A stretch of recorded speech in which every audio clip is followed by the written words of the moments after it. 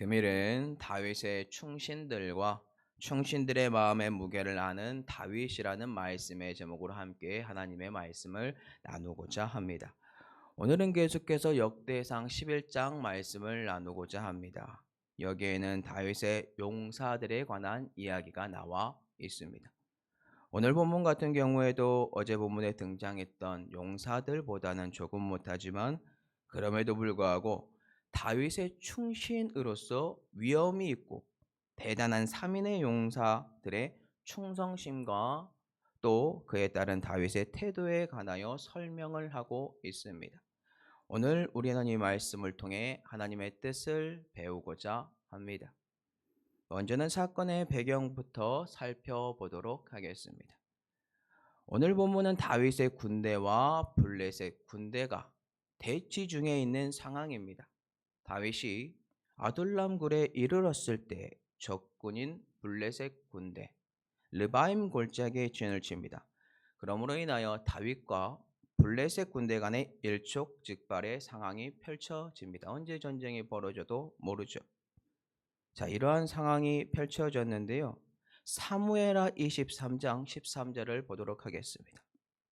또 30두목 중 세 사람이 곡식 벨 때에 아둘람 굴에 내려가 다윗에게 나아갔는데 때 블레셋 사람의 한 무리가 르바임 골짜기에 진쳤더라. 오늘 본문은 사무엘하 23장에도 동일하게 등장을 합니다. 사무엘하에 보면 어떠한 때에 다윗의 군대와 블레셋 군대가 진을 쳤는지 알 수 있는데요. 오늘 우리가 읽은 역대상에는 안 나와 있지 않지만 사무엘하에는 블레셋이 진을 쳤을 때가 어느 때인지 나와 있다는 것입니다. 사무엘하에 보면 그때가 언제인가요? 그때는 바로 곡식을 벨 때라고 합니다. 참고로 블레셋이 진을 친 르바임이라는 곳은 곡창지대입니다. 쉽게 설명드리자면 블레셋이 이스라엘의 식량을 약탈하기 위하여 예루살렘에 가까이 진출했다라는 것을 보여주고 있습니다. 적의 약탈의 침략으로부터 방어해야 하는 다윗의 군대가 아주 급박하게 긴급해 보입니다. 그런데 이렇게 긴급한 상황에 다윗이 현재 어디에 있다라고 우리에게 알려주고 있습니까? 아둘람 굴에 있다라고 알려줍니다. 아둘람 굴이란 다윗이 사울로부터 도망치던 때에 거했던 곳으로 동굴이 많아서 숨기 좋은 은신처로 적합한 곳입니다. 이때 다윗은요 아직 왕권을 확립하지 못한 시기입니다. 그렇기 때문에 이러한 시기에 다윗의 군대가 전쟁이 나거나 위험에 처했을 때 군대를 지휘하기에 최적의 장소이며 요새 중에 요새가 바로 아둘람 굴이다라는 것입니다. 자, 이러한 일촉즉발의 시기에 이제 다윗은 산성으로 갔다라고 합니다. 여기서 나온 산성이라는 단어를 찾아보잖아요. 히브리어로 메추다입니다. 이는 요새라는 의미입니다. 참고로 아둘람굴 제가 뭐라고 했죠? 동굴들이 많아서 숨기 좋은 요새였다. 여기서 나온 산성은 아둘람굴 중에서도 군대를 지휘할 수 있는 요새를 지칭합니다.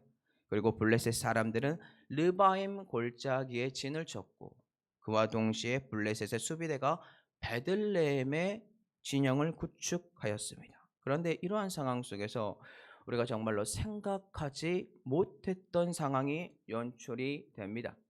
블레셋 군대와 다윗의 군대가 언제 전쟁이 벌어질지 모르는 일촉즉발의 상황인데 다윗이 무엇이라고 지금 고백을 하고 있습니까? 금요일 본문 17절인데요. 다윗이 갈망하여 이르되 베들레헴 성문 곁 우물물을 누가 내게 마시게 할꼬 하매. 너무나 말도 안 되는 상황이지 않나요? 그러나 여기에는 저자의 의도가 숨겨져 있다는 것입니다. 이러한 말도 안 되는 상황에 놓인 다윗의 고민, 이 고민을 충신들이 듣고 해결함으로 말미암아 저자는 수신자들에게 더욱더 다윗의 용사들의 충성심을 부각시키고 있다라는 것입니다. 누가 언제 전쟁이 벌어질지 모르는 이 상황에서 상대 측에 있는 우물물을 내가 마시고 싶은데 누가 마시게 해줄까라고 말을 할까요? 그런데 다윗이 그렇게 고백을 했습니다. 그런데 다윗의 마음이 이해가 갑니다. 왜 이해가 가냐면 베들레헴이 어디인가요? 베들레헴은 다름이 아니라 다윗의 고향입니다. 베들레헴 성문 곁에 우물물을 마시고 싶다라고 말한 것은 아마도 다윗의 무의식 중에 드러난 고향에 대한 그리움에서 나온 말이 아닌가 저는 생각을 해봅니다. 고향에 대한 그리움에 베들레헴 성문 곁 우물물을 마시고 싶다라고 말을 했는데 이 혼잣말 같은 말 여기에 다윗의 세 명의 용사들이 듣습니다. 그리고 그들이 모여서 고민을 하고 베들레헴으로 갑니다. 금일 본문 18절입니다. 이 세 사람이 블레셋 사람들의 군대를 돌파하고 지나가서 베들레헴 성문 곁 우물물을 길어 가지고 다윗에게로 왔으나 다윗이 마시기를 기뻐하지 아니하고 그물을 여호와께 부어 드리고. 다윗이 강압적으로 원했습니까? 그곳에 있는 우물물 가지고 오라고 했습니까? 아닙니다. 다윗의 마음을 아는 충신들이 다윗의 말에 감동을 받아 다윗의 마음을 시원하게 해주고자 블레셋 군대가 있는 곳으로 갑니다. 그들이 죽을 수도 있는 상황에서 그들은 자신이 섬기고 있는 주인인 다윗 왕을 위하여 블레셋 군대가 진치고 있는 곳으로 갔다라는 것입니다. 결국 이 세 명의 충신이 블레셋 사람들의 군대를 돌파합니다. 그리고 그들이 다윗이 원했던 베들레헴 성문 곁 우물물을 길어 가지고 다윗에게로 가지고 옵니다. 이 장면을 통해 우리는 충신의 모습을 배우게 됩니다. 왕의 작은 속상임에도 다윗의 마음에 있는 고향에 대한 슬픔을 알고 자신들의 목숨을 던지면서까지 그 일을 완수한 모습을 통하여서 이 용사들의 위대함을 오히려 더욱더 강조하고 있다라는 겁니다. 그렇다면 이 충신들은 어떻게 이렇게 무모해 보이는 모습을 우리에게 보이고 있는 것입니까? 그 이유는 단순합니다. 충신들이 다윗을 그저 인간적인 관점에서 다윗을 존중하고 사랑했다면 중요한 작전도 아닌데 전쟁이 언제 벌어질지 모르는 상황인데 그렇게까지 하지 않았을 것이다 라는 것입니다. 하지만 이들이 자신의 목숨까지도 내어 던지면서 이렇게 순종했다. 이것은 그들이 다윗을 바라보고 있는 관점이 다르다라는 것입니다. 우리는 이 관점과 이 자세를 배워야 할 줄로 믿습니다. 그 관점과 자세는 바로 충신들은 다윗을 그저 한 나라의 왕이 아니라 살아계시고 역사하시는 여호와 하나님께서 세우신 왕으로 다윗을 보았기 때문에 그 작은 다윗의 소망에도 읊조리는 말에도 충성을 했다라는 것입니다. 그렇다면 오늘날은 어떠한가요? 오늘날 우리는 얼마나 많은 영적으로 무너진 교회를 보고 있습니까? 교회 지도자를 우상으로 섬기라라는 것이 절대 아닙니다. 진정으로 하나님께서 허락하시고 세우신 주의 사자로 생각을 해야 하는데 그저 나의 마음에 들지 않고 나와 부딪히는 한 사람으로 여기면서 하나님이 세운 사람이 아니다. 창빙위원회에서 세운 그저 한 명의 인간적인 목사로 보는 경향이 많이 생기고 있다는 것입니다. 씁쓸한 현실이죠. 목사인 우리의 허물이 보이는 것 당연하죠. 하나님께서 허락하신 영적인 권위를 믿는다면 오늘날에도 다윗이 만난 이 충신들이 이 땅에 존재한다면 주의 사자에게 충심을 보일 줄로 저는 믿습니다. 다시 본문으로 가겠습니다. 충신들이 떠온 이 물 다윗이 마시나요? 마시지 않습니다. 다윗이 그 물을 마시지 않고 어떻게 행동을 합니까? 분명 자신의 고향에 대한 그리움, 그 마음이 사무쳐 있을 텐데 베들레헴 성문 곁 우물물이 너무나 마시고 싶었을 텐데 다윗은 오히려 이 물을 마시는 것이 기쁘지 않다라고 여깁니다. 여호와께 그리고 부어드립니다. 그리고 다윗이 이렇게 고백을 하는데 금일 본문 19절입니다. 이르되 내 하나님이여 내가 결단코 이런 일을 하지 아니하리이다. 생명을 돌아보지 아니하고 갔던 이 사람들의 피를 어찌 마시리까 하고 그들이 자기 생명도 돌보지 아니하고 이것을 가져왔으므로 그것을 마시기를 원하지 아니하리라. 다윗은 이 물을 마시지 않는 것뿐만 아니라 인물을 바라보는 시각 또한 다르다는 것을 우리에게 보여주고 있습니다. 분명한 것은 충신들이 블레셋 군대가 있는 곳에 가서 길러온 것은 베들레헴 성문 곁 우물물인데 다윗은 이 물을 뭐라고 표현하고 있습니까? 그것은 바로 충신들의 피다라고 합니다. 어찌 이 사람들의 피를 마시리까? 다윗은 이 물의 무게를 아는 것입니다.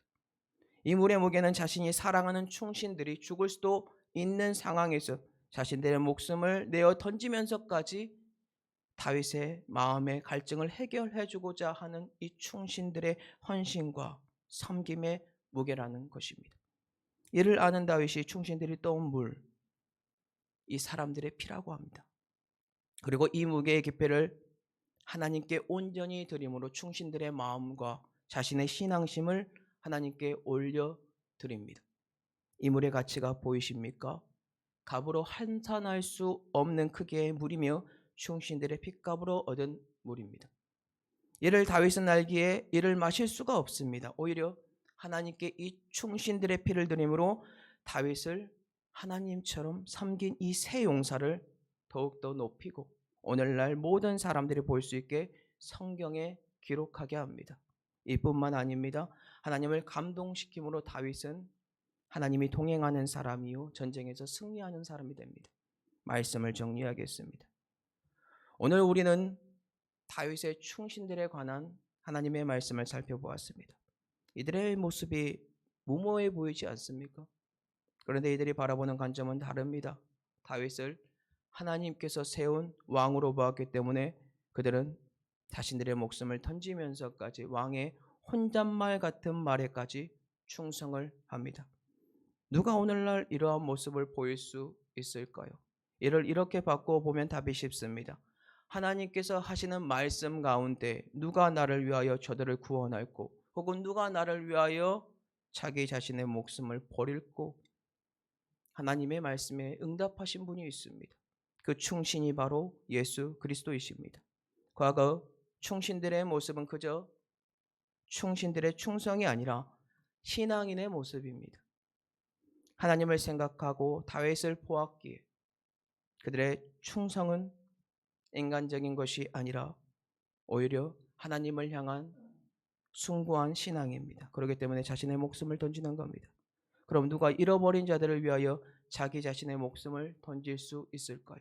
그저 하나님에게는 우리가 개미와 같은 존재죠. 벌레와 같은 존재인데 오히려 다윗이 베들레헴이라는 고향을 블레셋 군대에게 빼앗겨 성문 곁 우물물을 마실 수 없는 것처럼 하나님은 사단들에게 자신의 사랑하는 자녀들을 빼앗겨 그들을 찾아올 수 없을 때 누가 하나님의 작은 속삭임에 반응을 했다라는 것입니까? 바로 예수 그리스도이십니다. 오늘날에도 우리는 예수 그리스도의 마음을 안다면 충신들이 다윗을 바라본 관점을 안다면 우리는 하나님께서 세워주신 주의 사자에게 충성을 해야 할 줄로 믿습니다. 왜냐하면 주의 사자가 다윗처럼 우리가 목숨 걸고 충성한 마음의 무게를 알고 하나님께 우리의 헌신을 올려드릴 것이기 때문입니다. 그렇지 않더라도 하나님께서 혼자서 잃어버린 자녀들을 보고 싶다고 애타게 찾는 간절함 그리고 그 마음을 알고 자기 자신을 내어주신 예수 그리스도의 충성심을 안다면 우리는 오늘도 우리의 신앙을 점검하고 하나님께 충성을 해야 할 줄로 믿습니다. 오늘 이러한 용사들의 충성심을 묵상하시고 온전히 하나님께 충성을 다하심으로 하나님으로부터 인정을 받고 높임을 받는 자들이 그리고 우리 사랑하는 성도 여러분들의 삶에 하나님이 함께하는 그리고 모든 전쟁에 승리하는 은혜가 있기를 예수님의 이름으로 축복합니다.